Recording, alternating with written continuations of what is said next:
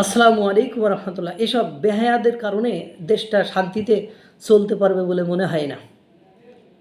যখন পুরো বিশ্ব জ্বালানি সংকটে চরম সংকট এবং বিপদের মধ্য দিয়ে যাচ্ছে, তখনই ভারতকে উস্কাচ্ছে এই নাসিরুদ্দিন পাটোয়ারি। কারণ ও চায় না বাংলাদেশটা ভালোভাবে চলুক। ও চায় যে বাংলাদেশটা পাকিস্তান যেমন ধ্বংসের দিকে গিয়েছে, ও পাকিস্তানের প্রেতাত্মাদের অংশ, ও পাকিস্তানকে ভালোবাসে, ও পাকিস্তানের হয়ে কাজ করে। এই জন্য ও চায় না যে দেশটা সুন্দরভাবে চলুক। এই জন্য উস্কানি দিচ্ছে, ও বক্তৃতা উস্কানি দিচ্ছে। ভারতের থেকে আমাদের কোনো কিছু লাগবে না, আমাদের সব কিছু আছে, আমরা স্বয়ংসম্পূর্ণ থাকতে, আমরা স্বয়ংসম্পূর্ণ, আমাদের প্রয়োজন হলে না খেয়ে থাকবো।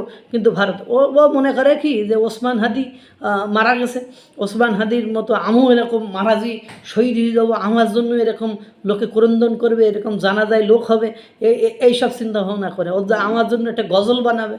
তো এইসব পাগলামির জ্বালায়, এইসব পাগলদের জ্বালায় মানে পুরো পৃথিবী নষ্ট হয়ে গেল। মানে বাংলাদেশের অবস্থা একটু উন্নতির দিকে যাচ্ছিল, কিন্তু এইসব পাগল ছাগলের কারণে সেই উন্নতি বাধাগ্রস্ত হয়। ভারতের সাথে গোলামি চুক্তি হয়েছে, ভারতের সাথে চুক্তি হয়েছে, ও চুক্তি হয়েছে। তো তুমি সোনা চাংলা, তোমার মনোনীত ব্যক্তি ডক্টর ইউনূস, সে তো একটা গোলামি চুক্তি বাতিল করতে পারি নাই। ভারতকে তুমি এ দিবা না, তা দিবা না, ভারত থেকে এ নিবা না, তা নিবা না। কই তোমার আমলে, তোমাদের ওই ডক্টর ইউনূসের অন্তর্বর্তীকালীন সরকারের আমলে তুমি কী করেছো? হাসিনা নাকি গোলামি চুক্তি করেছো। তা হাসিনা গোলামি চুক্তি করে ভারত থেকে তেল নিয়েছে 23 সালে 35,000 মেট্রিক টন, 24 সালে 28,000 মেট্রিক টন। আর তোমার ডক্টর ইউনূস নিয়েছে 1,24,000 মেট্রিক টন, আবার চুক্তি করে গেছে 2,24,000 মেট্রিক টন। তুমি ইলিশ মাছ দিবা না, ইলিশ মাছ দিছো। তুমি কিচ্ছু দিবা না, তুমি আম দিছো। তারপরে তুমি ব্যবসা বাণিজ্য সব কিছু তো ভারতের সাথেই করেছো। তোমার কি লোকে মানে এ করে ধরে নিয়ে গেছে সেখানে? আর তুমি তোমার প্রতিবেশী রাষ্ট্র ভারত, এত বড় রাষ্ট্র, তার সাথে সম্পর্ক খারাপ করে তুমি স্বয়ংসম্পূর্ণ হয়ে থাকতে চাও। তুমি বেশি স্বয়ংসম্পূর্ণ হতে যে শত শত কলকারখানাগুলো বন্ধ হয়ে গেছে, শত শত মানুষ দেউলিয়া হয়ে গিয়েছে, তুমি এসব চোখে দেখো না। তোমার হয়েছে মানে যত দোষ নন্দ ঘোষ। তোমার সরকার, অন্তর্বর্তীকালীন সরকার, ডক্টর ইউনূস সরকার, যে দেশকে ভালোবেসি নাকি কী মেরিয়েছে, সেই ডক্টর ইউনূস সরকার মার্কিন যুক্তরাষ্ট্রের সাথে গোলামি চুক্তি করে গেল। সেটা ফরিদা খানম বলছে আমরা উপদেষ্টা হয়ে ওটা আটকাতে পারি নাই, আমাদের কাছে সব ইনফরমেশন আসতো না। 3 দিন আগে না, এটা অনেক আগে থেকে হচ্ছে, আমি বিরোধিতা করেছি, তারপরেও শুনি নাই। সেখান থেকে কি বৈষম্যমূলক মানে চুক্তি করে গেছে, আমেরিকাকে কি দিয়ে গেছে, যে আজকে তেল সংকটে যখন ভুগতেছে বাংলাদেশ, পাম্পগুলোতে গেলে লাইন লিমিটেড তেল দিচ্ছে, সেই সময় ভারতের দাদারা তেল না দিলে তোমার নাসিরুদ্দিন পাটোয়ারি তোমার নিজের মেশিনই ঘুরতো না। তুমি খাইতা হোগা দিয়ে, তোমার মানে অন্য কী খাইতা, তুমি কি খাইতা, তোমার কে খাওয়াইতো, তোমার কে রান্না করতা, তো ডিজেল না এলে রান্না করে তুমি কলকারখানার চাকা ঘুরতো। তুমি রাশিয়া থেকে এখন তেল কিনবা, তোমার মার্কিন যুক্তরাষ্ট্র থেকে তার জন্য অনুমতি নিতে হবে। কেন মার্কিন যুক্তরাষ্ট্র থেকে অনুমতি নিতে হবে? তো এই গোলামি চুক্তি নিয়ে তুমি তো একটা কথাও বলো না।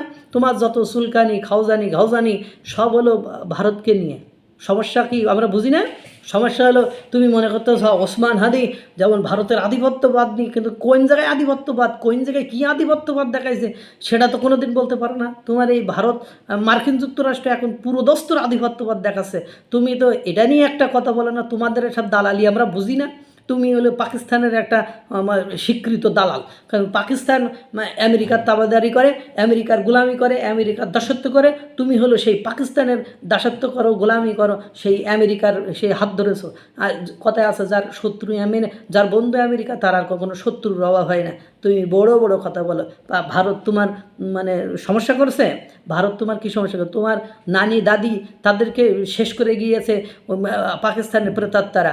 সেই পাকিস্তানের প্রেতাত্মাদের সাথে তুমি সম্পর্ক করতে পারো, কারণ তোমার তো চিন্তাভাবনা কি, এর বিরোধিতা করে তুমি ক্ষমতায় থাকতে চাও। তুমি এখন যেমন স্বাচ্ছন্দ্যে থাকতে পারো, ওইভাবে স্বাচ্ছন্দ্য থাকবে। মানুষ বুঝতে শিখলে ওই গোলামি চুক্তি একটাও তো বাদ দিতে পারো নাই।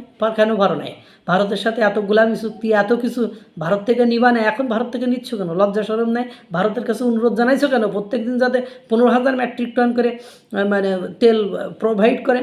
এটা এটা এটা বলতে তোমার লজ্জা লাগে না? তোমার মতো এইসব মাথা মোটাদের কারণে আজকে দেশটা যাচ্ছিল হলো সিঙ্গাপুরের দিকে। তুমি আমেরিকার স্বপ্ন দেখায় তুমি আমাদেরকে নিয়ে গুলিস্তানে গিয়ে নামাই দিছ। এখন নাও ঠেলাঠেলি গুতুগুতি পাকিস্তান ফকিরিস্তান মানে ফেলিছো তোমরা দেশটাকে। মানে খুব মজা পাইছি আমি। ভারতের কারো কোনো কিছু নেব না, ভারতের কোনো কিছু নেব না, তুমি ভারতের কোনো কিছু না, তোমার ভারতকে ফ্রি দিচ্ছে নাকি? আর ফির ভারত কি তোমার দেওয়ার জন্য কি তোমার এসে তেল মারছে? যাও নাও নাও নাও। তুমি তুমি ক্ষমতায় যারা গেছে তারা বুঝতে পারতেছে। ওই এখন যারা ক্ষমতায় এমপি হয়েছে না, ওরা এক কথা বলে না কেন? ওরা এক কথা বললে তো পিঠা চামড়া থাকবো না। তুমি হয়েছ একটা হাফ মেন্টাল, তুমি সারা জীবনে মেন্টালগিরি করে যাও। আল্লাহ তাআলা সকলকে ভালো রাখুক, সুস্থ রাখুক। আসসালামু আলাইকুম ওয়া রাহমাতুল্লাহ।